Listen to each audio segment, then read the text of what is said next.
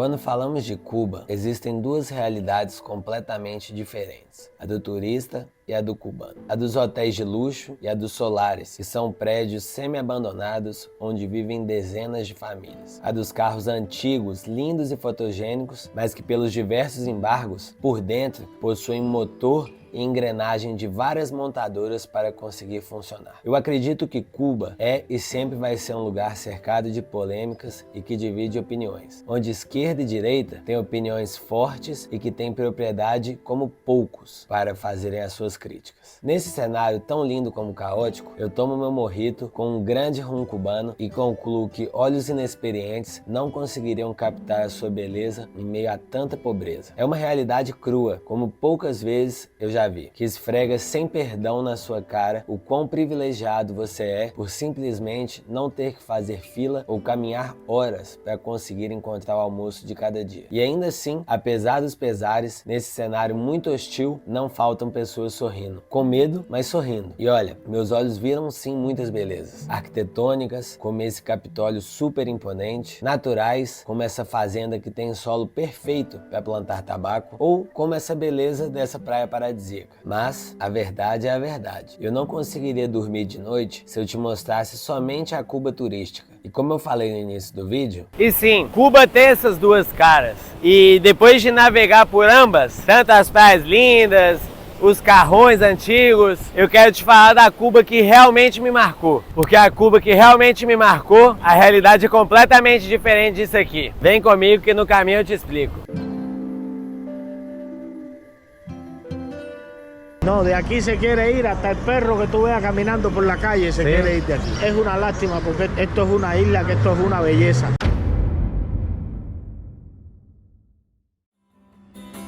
Qué triste cuando te falta todo.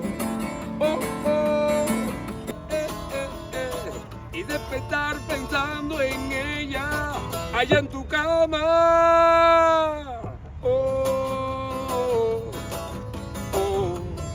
Solo son dos motivos que yo ando buscando. Solo son dos. Pô, nós estamos numa feirinha aqui, né? E essa feirinha é 100% privada, ou seja, as pessoas trazem de fora e revendem aqui, num preço muito maior. É tipo assim, mano, qualquer uma dessas barraquinhas, elas possuem muito mais variedade do que uma bodega estatal. A bodega estatal tem 10 itens para você comprar e é bem medido quanto que você pode consumir. Aqui, ó, olha para vocês verem. Por exemplo, um sabão, 3.000 pesos. É 3.000 pesos, o salário aqui é 3.600. O salário aqui não vale de nada. A grande verdade é isso. Você precisa ter 2, 3, 4 trabalhos para conseguir. Muitas vezes é importantíssimo você ter acesso ao dólar. Se você tem acesso ao dólar, né, trabalhando no turismo, aí sim você vai conseguir fazer algo. O Mário que tá, né, fazendo guia aqui pra gente, o cara é jornalista, trabalha com high class, o salário dele é equivalente a $20. E ele ganha muito mais, só nesse tour aqui ele vai ganhar, o tour é $20. Ele ganha 3 horas o que ele ganha de salário como jornalista, então, duro. Uma das coisas que eu mais queria ver em Havana eram os solares, aqueles casarões antigos onde vivem dezenas de famílias. Por sorte, um amigo me conectou a outro e acabou me levando para dentro de um desses lugares. A grande maioria dos solares foi construída há mais de 70 ou 80 anos e infelizmente estão em estado crítico. As famílias que moram lá até fazem o que podem para consertar os danos. Tapam buracos com tábuas, improvisam com fios ou soldam placas de ferro em estruturas que já estão frágeis. Mas infelizmente não é raro que esses solares desabem, levando consigo a vida de várias famílias, como me disse meu amigo. O sea, Carlos, por lo que me está comentando, ese aquí está bien puesto. Está bien puesto que puede durar unos cuantos años más. ¿Cuánto crees? O sea, 10, 15. Mientras que eso arreglo. Si tú lo arreglas, lo retocas, le das su mantenimiento. Porque sinceramente no, si no los haces, se cae. Esto está diseñado para durar unos cuantos años más. Pero como se le ha puesto mucho sobrepeso al solar, ya el solar se va agrietando, se va hundiendo. Y viven muchas personas en un solar. Muchas familias. Eso te iba a preguntar, ¿cuántas personas más o menos viven acá? 16, he visto solares de 25 gente. 25, ese 16. Este tiene 16. Y ahí me estás comentando, por ejemplo, que hay solares que sí ya cayeron incluso con sus amigos. Con gente, amigos, amistades mías hace años que han fallecido.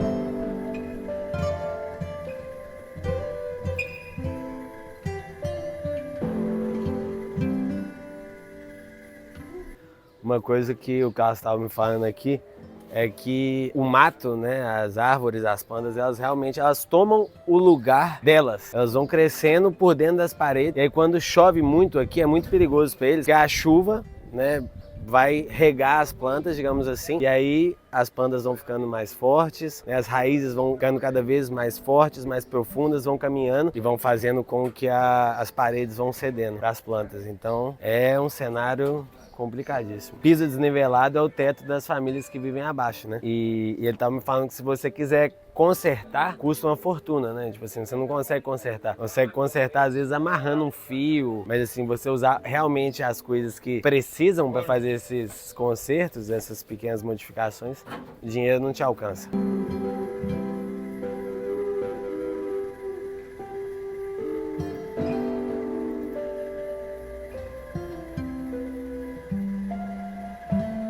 Aqui você consegue ver como é que tá a ponto de ceder. Loucura. Aqui então é onde vivem mais de 16 pessoas dentro desse solar. Cada porta aqui é onde vive uma família.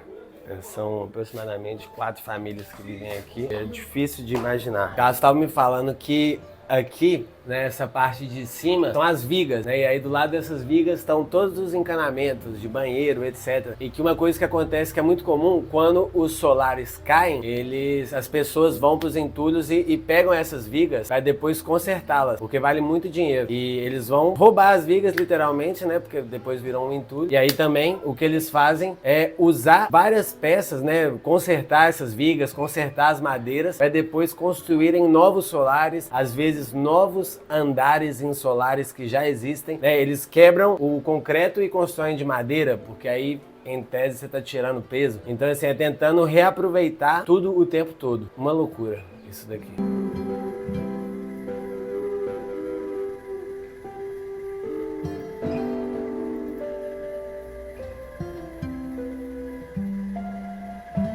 Eles estavam me falando aqui que muitas pessoas andam na rua justamente para evitar que possa cair pedaços de casa na sua cabeça, que infelizmente é comum. Você tem que andar na rua com medo de que possa te cair um pedaço de varanda na sua cabeça. É uma insanidade. Sim, isso aqui é um exemplo de solar que caiu. Vocês lembram que eu tinha falado que os solares, né, tem muita gente que anda pela rua com medo de cair pedaço de telhado na cabeça. Esse aqui atrás de mim é um exemplo claro que os solares, infelizmente, eles são uma tragédia anunciada, assim. Vai cair, vai cair. É uma questão de quando, se vai ter alguém dentro. As pessoas fazem o que elas podem, né? Eu coloco essas vigas aqui, impossível não imaginar que isso aqui vai cair mais hora menos hora. Olha só como é que tá tão enferrujado.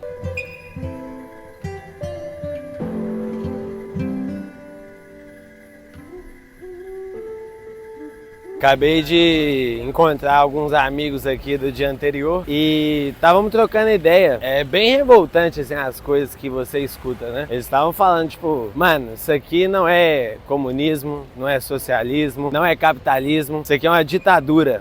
E ele falou assim, e as pessoas aqui de Cuba, elas não querem comunismo, não querem socialismo, nem capitalismo, elas querem ser livres, elas querem liberdade. Só que todos têm o chip do medo aqui, porque, mano, eu pedi pra gravar ele falando isso, só que ele falou, irmão, se eu gravar isso, eu simplesmente vou ser cadeia, sabe só o que vão fazer comigo na cadeia. Complicado, é complicado. Quanto mais você escuta da boca dos cubanos o que tá rolando aqui, mais revoltado você fica, né? Acho que no final das contas é muito poder e na mão de poucas pessoas, num sistema opressor, e é isso. É bem impactante mesmo.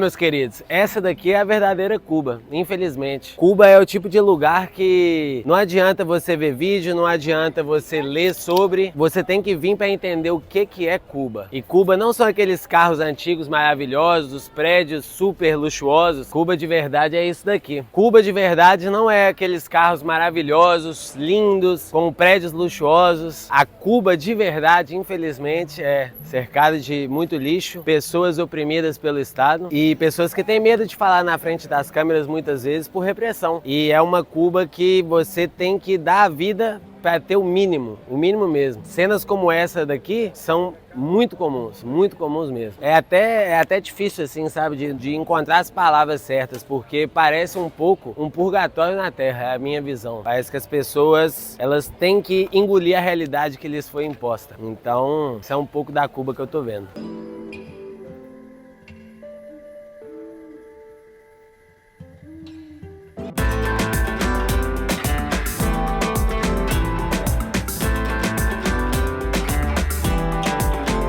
Mano, e uma parada que, assim, tem que dar os méritos pra Cuba é que quando se fala em arquitetura, velho, olha isso aqui. Quando você tá andando no centro de Havana ou Havana Velha, é muito comum você ver prédios maravilhosos, infelizmente a grande maioria caindo aos pedaços, mas tem alguns que estão reformados, tão bonitinhos. Essas igrejas aqui também você encontra várias maravilhosas. E, tipo assim, a arquitetura aqui é uma das paradas que mais chama atenção. É uma pena que tem tanta coisa tá caindo aos pedaços, né? Tipo, quando você entra nos solares, né, é decadente, mas que é bonito, é bonito. Tanto que foi tombado como patrimônio mundial da Unesco, né? Então, assim, não é qualquer lugar que ganha um título desse. E eu tenho certeza que quando se fala em Havana, Cuba, uma das primeiras coisas que te vem à cabeça são esses carros aqui que são maravilhosos. E a verdade verdadeira é que hoje são mais de 60 mil carros e antes da Revolução Cubana, em 1959, mano, Cuba, Havana importava uma grande quantidade de carros. Mas depois da Revolução, muita coisa mudou. E aí, em 1960, depois da Revolução Cubana, o que aconteceu? Restrições, embargos e restrições. Que culminou em nada mais, nada menos que esse tipo de carro aqui e todos os outros. A gente conversou com um taxista que falou que todos os carros têm peças de carros mais atuais, porque com os embargos você não conseguia nem importar carros novos e nem ter também peças novas para repor o carro, que logicamente demanda muita manutenção. Qualquer carro que você perguntar, você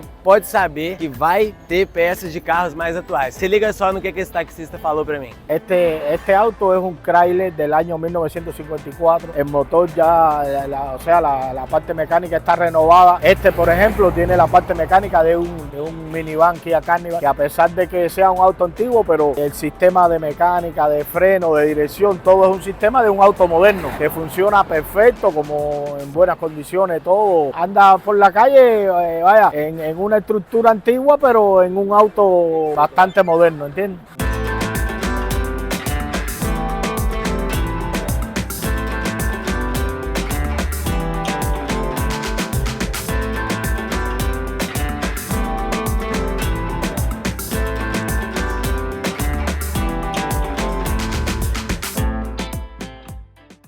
Mano, é uma parada que é curiosa, mesmo apesar de todos os nativos terem xingado muito Cuba, a vida aqui, todos, eu diria que todos, falaram que é seguro. Você pode andar aqui na noite e tudo mais, bem tranquilo. Apesar de ser bem escuro, pouco movimentado, você olhar assim, você fala, não, mas será que eu me meto por aí?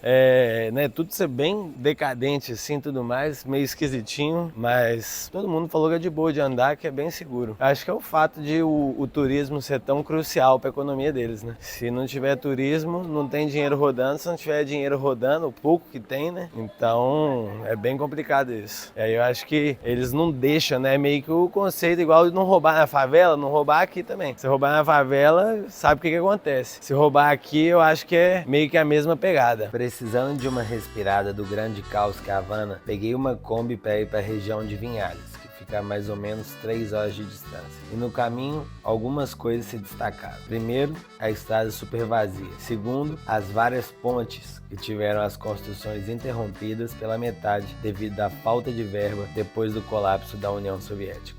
E a polícia também nos parou 2 vezes para se certificar de que a gente não estava contrabandeando nenhum alimento.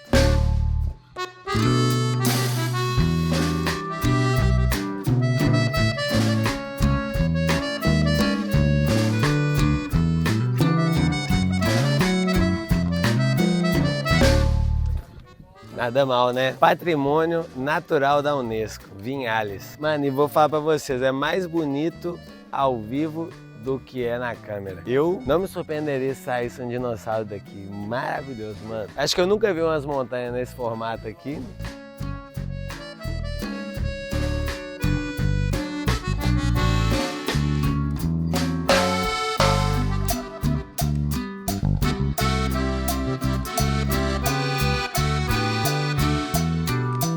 Mas eu vou te falar, viu? Tô aqui nessa fazenda e a gente encontrou alguns fazendeiros, né? Alguns campesinos. E a maioria deles com 80 e tantos anos de idade, né? Como o Dom Pepe, que tem 89. Outros também. Tem o Dom Willy, que tem 87. E me chama muita atenção, mano, a qualidade de vida. Eu lembro quando eu dormi na Chapada dos Veadeiros. Eu lembro que essa foi a melhor noite de sono que eu já tive na minha vida. Porque eu não escutava, mano, nenhum barulho, assim. Era uma paz absurda. E, por exemplo, esses dois fazendeiros que eu mencionei, eles nunca nem foram pra Havana, que é a capital, que parece um cenário de guerra. E, mano, você olha pra isso aqui e, tipo assim, é um sopro de vida, velho. Você tá aqui, estamos tomando um mojito com um mel feito com abelhas que são dessas montanhas, águas que vêm das montanhas. Pra comida deles, eles não usam pesticida. E, tipo, você para pra pensar que eles vivem até 90 anos, trabalham dia e noite, né, nas granjas e tudo mais. Eu acho que é bem claro, assim, que o ser humano foi feito pra isso. Eu tenho essa impressão. E por isso que eles vivem tanto e tão bem. É um pouco do que eu queria falar com vocês, assim, vindo de Havana, né, e muito estresse, miséria e tudo. Vir aqui fazer esse passeio, vir aqui conhecer essas fazendas é refreshing, assim, é quase um reset.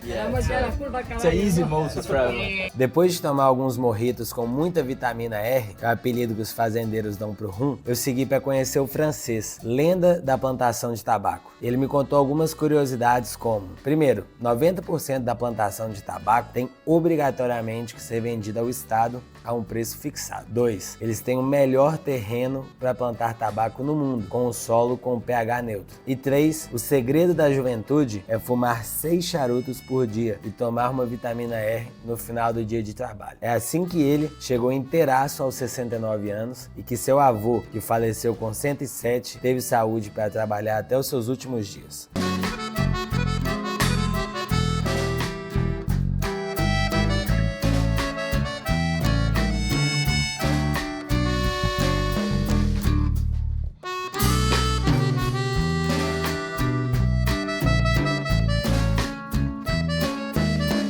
¿Qué horas más o menos empieza a trabajar? No, 7:30, 8 de la mañana. ¿Y hasta qué hora más? Eso, lo primero que se hace es ordeñar la vaca. Te cocinan la leche, te tomas una lata de leche. Bastante leche, bueno. Y después un café criollo. Y con el café el tabaco, el primer tabaco. Te mojas ahí, te tiras un tabaco más en el bolsillo y la soga acá. Tú trabajando y fumando tabaco. Después vas a almorzar. Te acuestas un rato y después a las 4 y pico vienes otra vez a trabajar la tierra. Olha aqui pra vocês verem, ó. Tá aqui esse bizu, escritório, já entra aí. Tum. El hombre, el coronel. E aqui as folhas de tabaco. Isso aqui vai tudo pro governo. Então é um pouquinho disso. Esse aqui é o francês, que é o craque, é uma das pessoas aqui que trabalha com a terra, faz os tabacos. Mano, qualidade, viu? Qualidade absurda. Lembra do policial nos parando na estrada? Contrabando e venda ilegal de carnes pode resultar em longos anos de prisão. É por isso que os policiais fazem um censo detalhado para saber exatamente quantos animais os fazendeiros possuem. Se acontecer alguma coisa com os animais e o número der alguma divergência entre o censo e outro, aí o fazendeiro tem que se explicar. E é por essas e outras que nunca há animais em excesso. Afinal de contas, mais animais significam mais problemas. Estamos vindo aqui agora nesse lugar e dizem que tem a melhor pizza à cubana de toda a Havana. Vamos checar. Não tem nenhuma cara de pizzaria do lado de fora.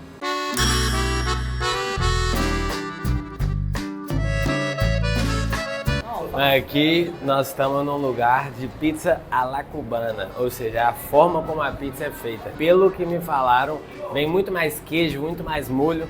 E a gente tá num lugar que é tipo o sistema express. É todo mundo esperando, a galera, você pede no balcão e aí sai depois, mas não tem onde sentar. O que me deixa mais chocado é que a pizza daqui de queijo, ela custa $1. A pizza familiar, ou seja, para 4 pessoas comerem $1. É completamente diferente. Ontem fui num restaurante, né, que é um restaurante privado, paguei $4 numa pizza, enquanto que aqui nós vamos pagar $1. E diz o cara aqui que essa é muito melhor. Vamos ver, eu tô ansioso. Já me falaram aqui que parte do processo de comer, de saborear essa pizza é pegar ela com a mão e meter marcha. Aqui, ó. Nó. Mano, Massa fofinha, queijo muito bom, mano. Queijo, não sei que queijo que é esse, mas a qualidade boa. Eu achei que ia ser bem pior. Eu daria aí o seu 8 de 10. Pelo preço, 11 de 10. $1 isso aqui tudo, esquece. Isso aqui é o queso de guajiro, que são feitos pelo pessoal do campo, os campesinos.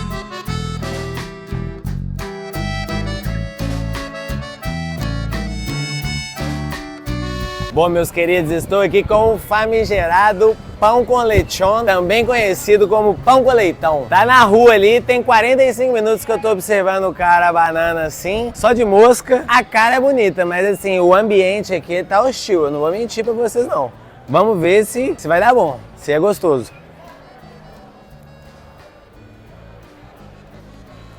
Gostinho é da hora. Tomara que não dê nada de errado depois, mas o gostinho é bom. Paguei nisso aqui R$2, muito seco, daria ali os seus 6 de 10.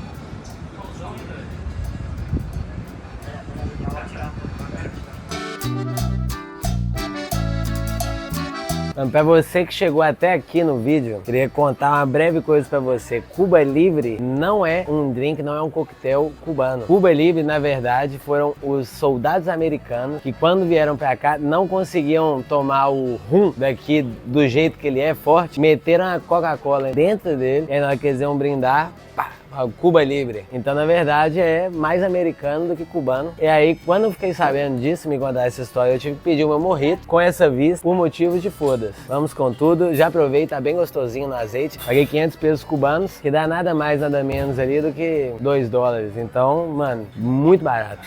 Bem gostosinho, e se vocês vierem para Havana, não deixem de vir nesse restaurante, que é um restaurante estatal, consequentemente os preços são muito mais baratos. Uma coisa que você tem que entender aqui em Cuba é o seguinte: existe o que é estatal e existe o que é privado. Restaurantes bem clássicos como esse aqui, que são estatais, é bem mais barato. Uma lagosta te vai sair $5, esse coquetel aqui $2, $3. Um shot assim do melhor rum que eles têm vai sair a menos de $5. A minha dica para você é, se você for vir aqui para Cuba, procure os lugares que são estatais e provavelmente vai te sair o melhor negócio.